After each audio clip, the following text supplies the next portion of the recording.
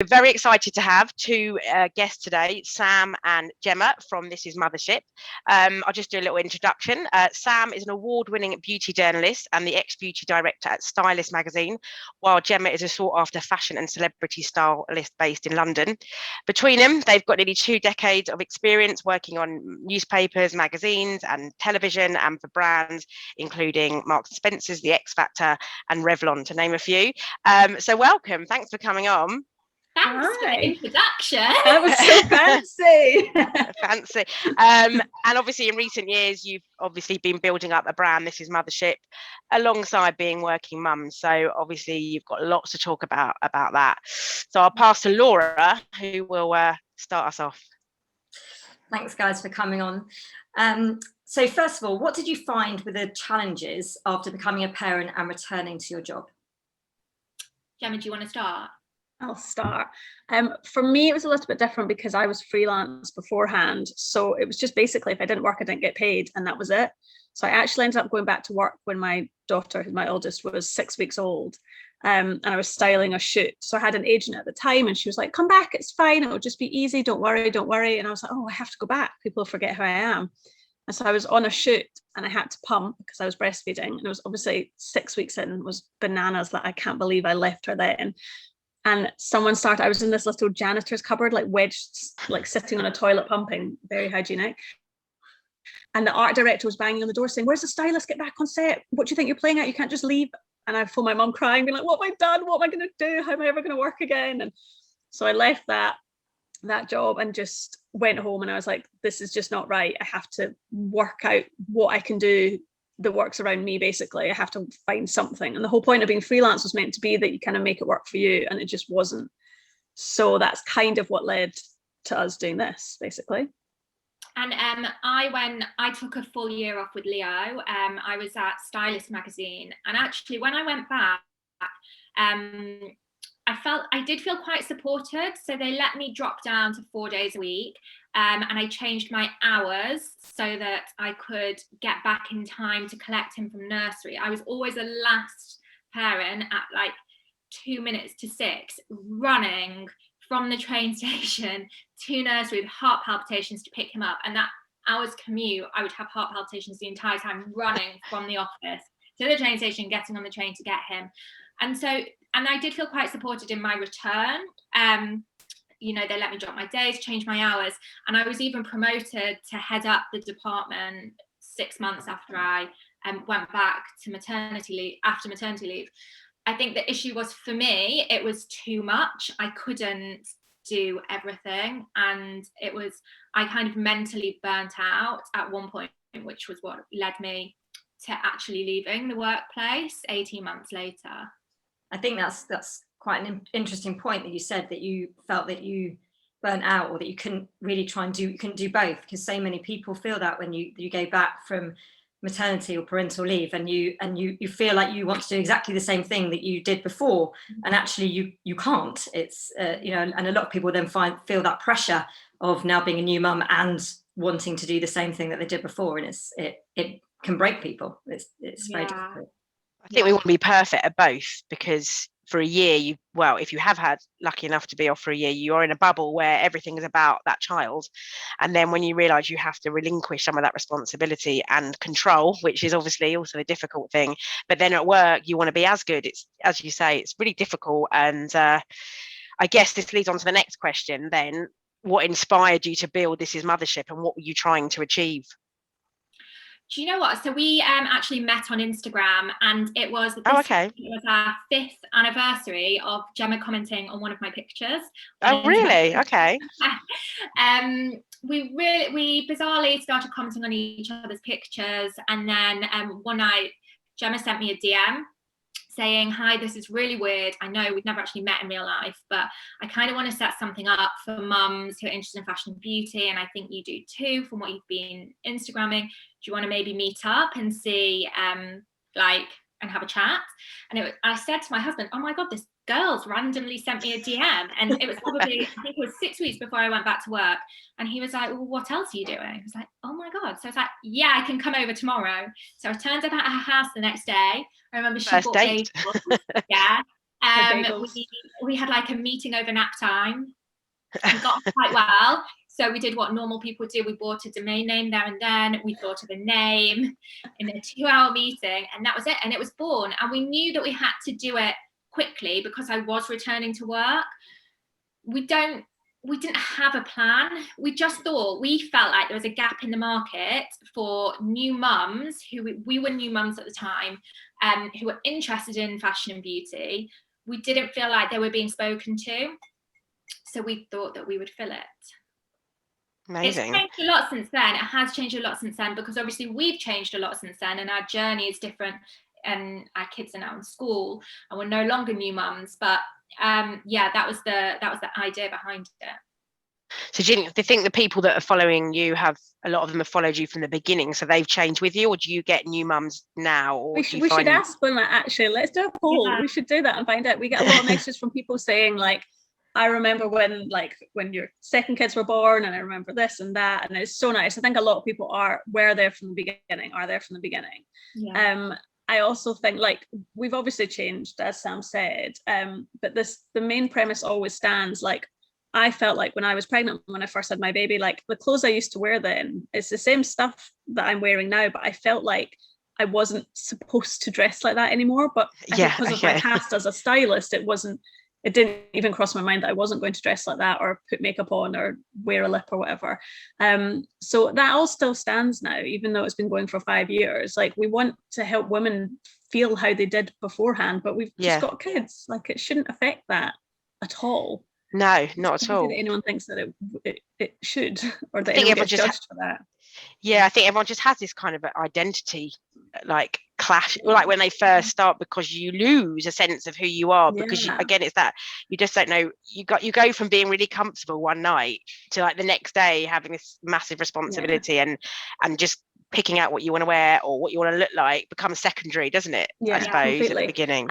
And we're never saying, like, don't slob about in your pajamas. We did that. We do that all the time. It's just that we know when we feel rubbish, what makes us feel good is putting on a face and putting on real clothes and going outside and having fresh air. But it's just like the tiniest things can make a difference. It was the same in the pandemic. You know, that first summer when we were all stuck at home, we started to do Instagram lives at 8:00 in the morning on a Tuesday, because we were just like, do you know what? This is crap. Like, we feel so down. Everyone's anxiety was through the roof, but we just thought, do you know what? If we just sit down together, have a chat, put on a full face of makeup, put a nice dress on, we felt so much better about the day mentally. Yeah. No, I get that. Yeah, completely. I'm sorry. So what advice then would you give to other parents who want to start a new career or build a new business after becoming parents? We say just go for it. Go for it. Don't overthink it. If you put too much thought into it, if you try and make it absolutely perfect, it will never be perfect. It will never be the right time. You have to just go for it. Overthinking can be so unhealthy. We were saying, you know, as a parent, you never have time anymore. Your time, like, your free time just goes. And you could spend ages deliberating over something. And I think the thing with us is we bought a website on our first meeting. We so weird. An hour, and we decided to do it. We didn't even think about it. We were just like, yeah, we've met.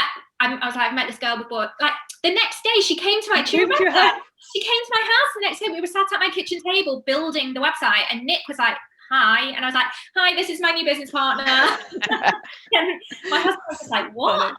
But it was good to do that, as you're right. If you overthink things, you spend too long trying to think about everything, and then it kind of then becomes almost too, like, set up, not organic. And you can tweak and change things. Like, look at you guys, like, you've tweaked and changed things as you've gone along, and we have too, but they're kind of, the basics behind it still stand, and you get a good feeling when you know that you're onto something.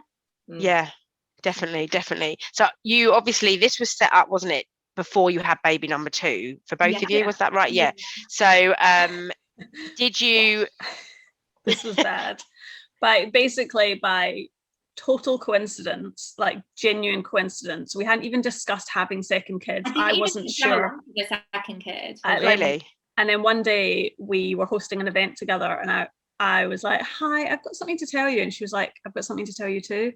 And we were like, what is happening? We're like, we're pregnant.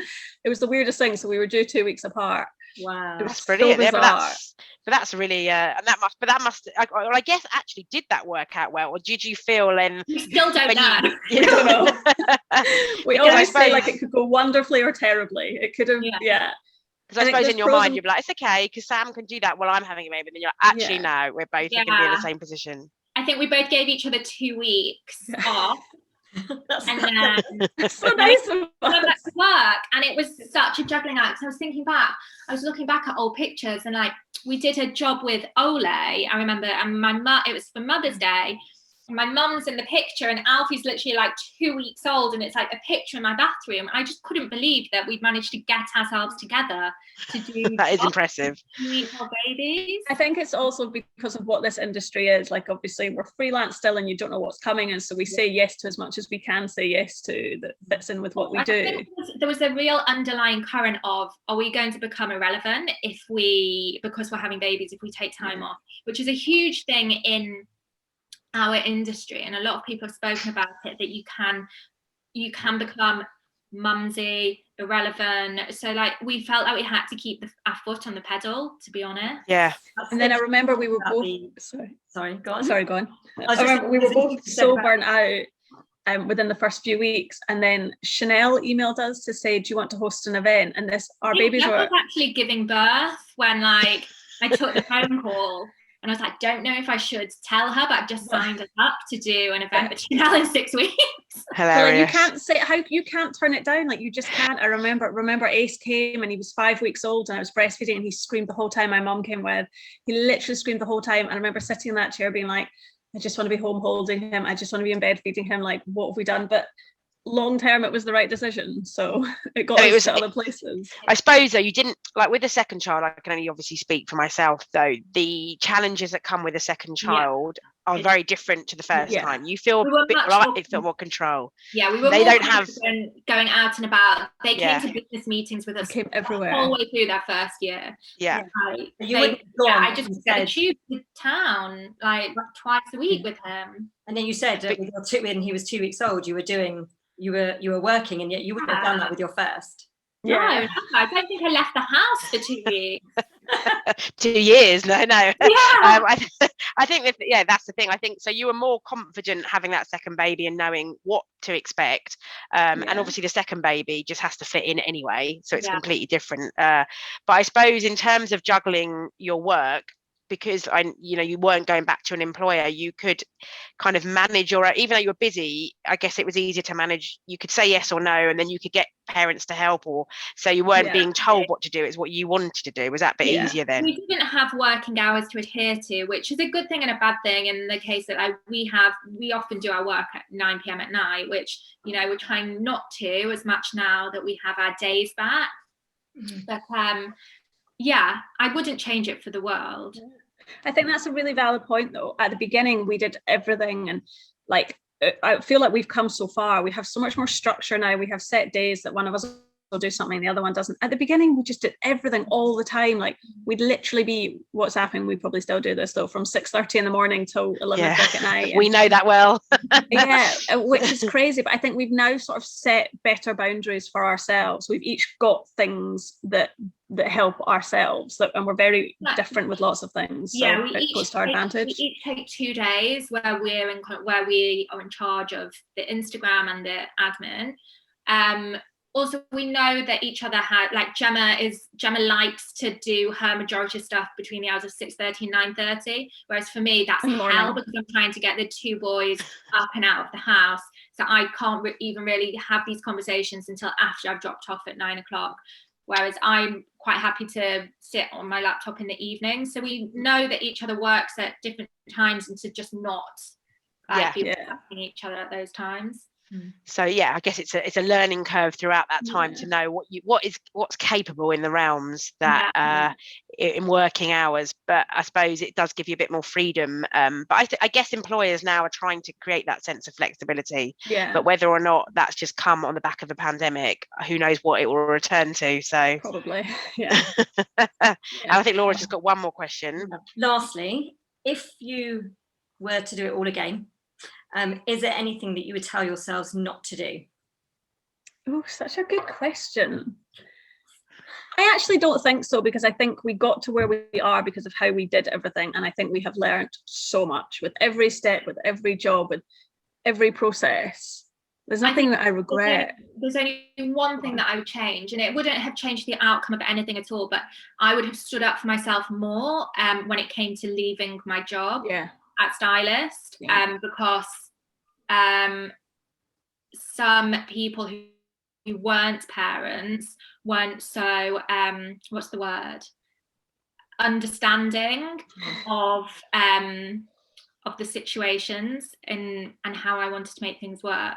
And so I would probably have stood up for myself better in that situation. It wouldn't have changed anything because I was leaving regardless. I just don't think I would have let those conversations slide. Yeah, that's interesting you bring that up, because so many people are saying the same thing, that the transition back into work and the flexibility is the stuff that ends up sometimes leaving jobs, and that is obviously not necessarily a good thing, because you were lucky in the respect, obviously you had this, but some people end up obviously having to completely change careers and not doing it what they want to do, if that makes sense. And also sometimes it's to the detriment of the company, because they end up losing some really great people. Absolutely. Yeah. Which is what happened with Stylist. Exactly. Well, thank you for coming on. Really appreciate it. Really interesting stuff, and obviously some good messages for people who might want to build their own business while having kids as well. So thank you so much for coming onto the podcast. Thank you. Thank you. Thanks very much. Bye. Thank you. Bye. Thank you.